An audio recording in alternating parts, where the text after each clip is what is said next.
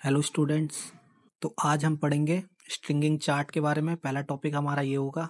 दूसरा टॉपिक होगा 4 quadrant operation of electric drive और डीसी मोटर, या हम ये भी कह सकते हैं 4 quadrant operation of DC motor. आज हम इन दोनों टॉपिक को कवर्स करेंगे। तो चलो स्टार्ट करते हैं बिना किसी देरी के। एक मिनट रुकिए। तो स्ट्रिंगिंग चार्ट किस किस के बीच में होती है? स्ट्रिंगिंग चार्ट जो होती है टेंशन, टेम्परेचर और सैग के बीच में होती है। उससे पहले रुक जाइए, मैं आपको बता देता हूँ। जैसे दो टावर के बीच की हाइट को क्या बोलते हैं? जैसे टावर बोल दो या टावर बोल दो या पोल बोल दो, दोनों एक ही बात होती है, ठीक है। तो दो पोल के बीच की डिस्टेंस को बोलते हैं हम स्पैन, जिसे हम किस में दिखाते हैं? मीटर में। और टेंशन किस में दिखाते हैं हम? केजी में। और सैग किस में होती है? मीटर में। और टेम्परेचर की तो होती है सेल्सियस। टेम्परेचर दिखा देते हैं हम, सेल्सियस में दिखा दो या केल्विन्स में दिखा दो, दोनों में से किसी में भी दिखा सकते हो आप। तो सैग क्या होता है? सैग होता है WL² डिवाइड बाय 80। और वर्किंग टेंशन क्या होती है? वर्किंग टेंशन होती है अल्टीमेट स्ट्रेंथ अपॉन में सेफ्टी फैक्टर।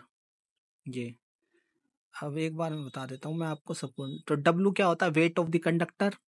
L क्या होता है? स्पैन बोल सकते हो, या बोल सकते हैं distance between the two poles. ये इन दोनों के बीच की डिस्टेंस, ये पोल 1 हो गया, ये पोल 2, इन दोनों के बीच की डिस्टेंस को ये बोलते हैं हम स्पैन बोलते हैं।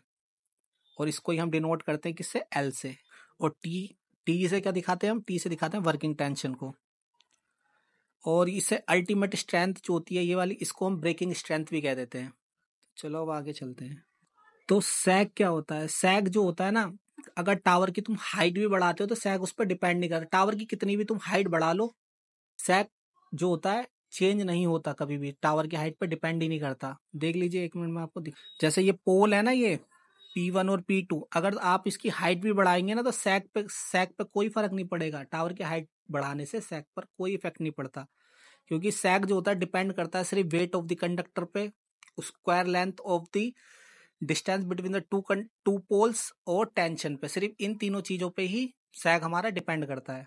और सैग जो होता है लीस्ट इफेक्टेड होता है, जो कंडक्टर में से जो करंट फ्लो हो रहा होता है ना, उसके लीस्ट इफेक्टेड होता है। ये मैंने यहाँ यही लिख रखा है। और सबसे इंपॉर्टेंट होता है ये चीज, सैग जो होता है डायरेक्टली प्रोपोर्शनल होता है टेम्परेचर के और लेंथ के, और इनवर्सली प्रोपोर्शनल किसके होता है? स्ट्रेस के और टेंशन के। ये सबसे ज्यादा इंपॉर्टेंट होता है। इसे तो ये याद कर लीजिए, मोस्ट इंपॉर्टेंट होता है ये। इसे तो याद ही करके रखना आप बिल्कुल एकदम। ये तो हर जगह पूछ लेते हैं कि सैग के बढ़ने से, अगर सैग हम बढ़ाते हैं तो स्ट्रेस पे क्या फर्क पड़ेगा? स्ट्रेस क्या होगा? वो डिक्रीज होने लग जाएगा। ऐसे ही टेम्परेचर के बढ़ने से क्या होगा? टेम्परेचर के बढ़ने से टेंशन पे क्या फर्क पड़ेगा? तो टेंशन क्या होगी? वो भी कम होने लग जाएगी, क्योंकि ये दोनों क्या होते हैं? इनवर्सली प्रोपोर्शनल होते हैं भाई। ये तो सबसे ज्यादा इंपॉर्टेंट होता है। जैसे रेलवे क्रॉसिंग होती है तो वहां पे स्पैन पूछ ली जाती है कभी कभार कि स्पैन कितनी होती है। तो रेलवे क्रॉसिंग के लिए स्पैन जो होती है वो कितनी होती है? 200 मीटर। और रोड क्रॉसिंग के लिए क्या होती है? 250 मीटर से कम होती है। और ऐसी रिवर क्रॉसिंग के लिए कितनी स्पैन रखते हैं हम? 800 मीटर या उससे ज्यादा। स्पैन तो आपको पता चल गया ना, दो टावर के बीच की हाइट, इसको बोलते हैं। जैसे टावर ये हो गया, एक टावर ये हो गया, एक टावर हो गया, इनके बीच की डिस्टेंस को क्या बोलते हैं? हम स्पैन बोलते हैं, ठीक है।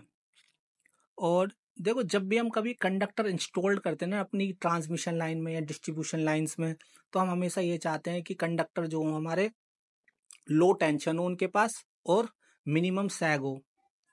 जैसे कि अभी अब मैं आपको दिखा देता हूं। तो सैग देखो ये होता है, देखो जो कंडक्टर होना चाहिए था वो हमारा ऐसे होना चाहिए था, बिल्कुल सीधे जाना चाहिए था। लेकिन क्या होता है, जैसे एटमॉस्फेरिक कंडीशन जब चेंज होती है, वेदर जब चेंज होता है हमारा, तो जो कंडक्टर के अंदर क्या होता है? सैग बन जाता है। ये इस तरह से जो कंडक्टर की शेप होती है ना, इस तरह की हो जाती है, पैराबोला टाइप की। ये पैराबोला शेप बन जाती है। तो ग्राउंड क्लियरेंस जो होती है क्या होती है? कम होने लग जाती है एकदम से। अगर सैग ज्यादा बनेगा तो क्या होगा? कंडक्टर के अंदर झूलने लग जाते हैं नीचे की तरफ, और जो क्या होता है डेंजरस हो सकता है किसी के लिए भी। तो हम कभी भी ये नहीं चाहते कि कंडक्टर क्या हो उसके अंदर मिनिमम सैग ही हम चाहेंगे। और लो टेंशन चाहते हैं। लो टेंशन का मतलब होता है लूजी वायर, मतलब कि, और हाई टेंशन का मतलब होता है टाइट वायर।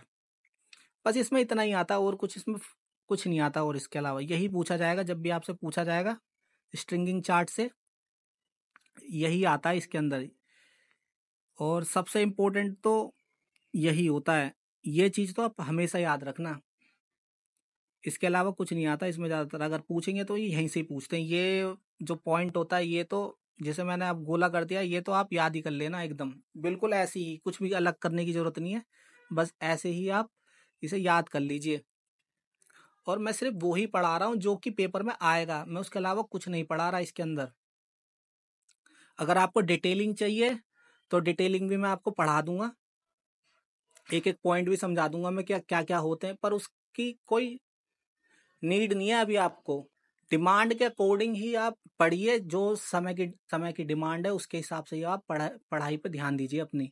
एक बार नौकरी लग जाएगी आपकी तो उसके बाद आप आराम से कितनी भी रिसर्च कर लेना इनके ऊपर, पर फिलहाल आप शॉर्ट नोट ही पढ़िए पेपर निकालने के लिए, और मैक्सिमम क्वेश्चन लगाने की कोशिश कीजिए आप। चलो अब दूसरा टॉपिक हम, तो दूसरा टॉपिक क्या है, 4 क्वाड्रेंट ऑपरेशन।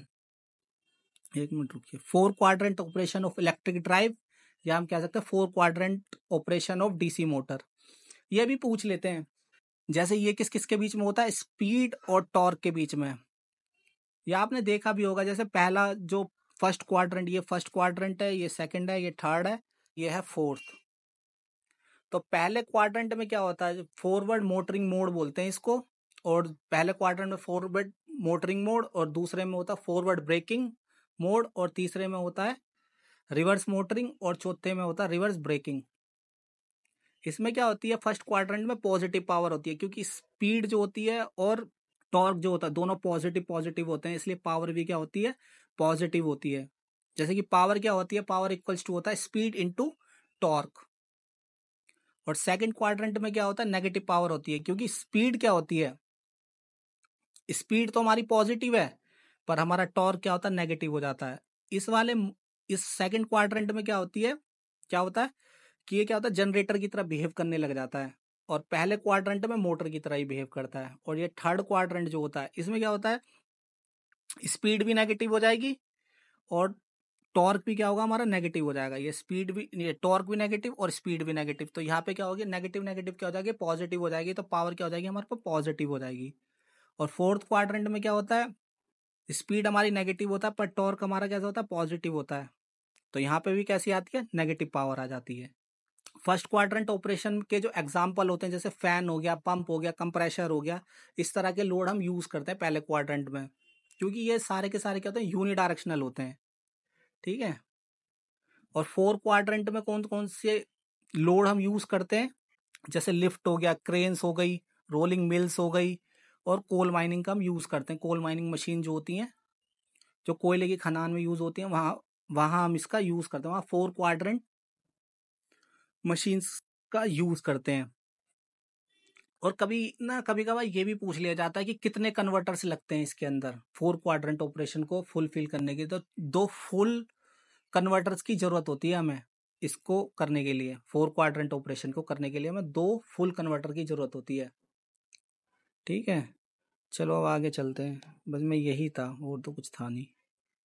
और ये छोटी सी चीज हो रहा है, बस ये भी याद कर लेना, ये भी पूछ लेते हैं कभी कभार, आ जाती हैं ये वाली चीजें भी। जैसे 1 किलोवाट आवर को तो आप जानते होंगे ना, क्या बोलते हैं कि 1 यूनिट बोलते हैं, और 1 यूनिट कितने कितने जूल के इक्वल होती है, 3.6 इंटू 10⁻⁶ जूल के इक्वल होती है, या हम कह सकते हैं 860 किलो कैलोरी के इक्वल होती है। एक मिनट रुकिए। और 1 किलो कैलोरी में कितने जूल होते हैं, 4.18 जूल होते हैं। और एक ये था कि कभी कभी ना ट्रिप पूछ लेते हैं, ट्रिप की फुल फॉर्म पूछी जाती है कि क्या होती है, तो इसकी फुल फॉर्म होती है ट्रांसफॉर्मेशन इंड्यूस प्लास्टिसिटी। बस आज का टॉपिक थोड़ा छोटे थे, तो मैंने 2 टॉपिक एक ही में कवर कर दिए। कोई एक वीडियो पसंद आई हो, या इंफॉर्मेटिव लगी हो, या आपको कुछ पूछना हो, या इसमें कुछ ऐड करवाना हो, तो प्लीज़ लाइक करिए, सब्सक्राइब करिए और शेयर करिए।